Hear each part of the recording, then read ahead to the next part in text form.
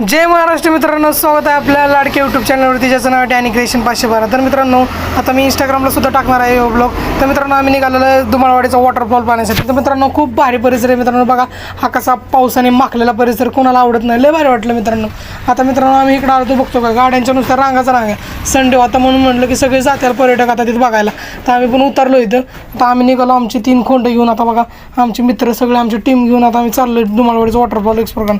बघा मित्रांनो, लय भारी वाटत होतं. पक्ष्यांचा आवाज लय भारी वाटत. आम्ही आलो तर आता वॉटरफॉल बघा तुम्ही, वॉटरफॉल लयच भारी वाटलं मित्रांनो. मित्रांनो पाहू शकता तुम्ही.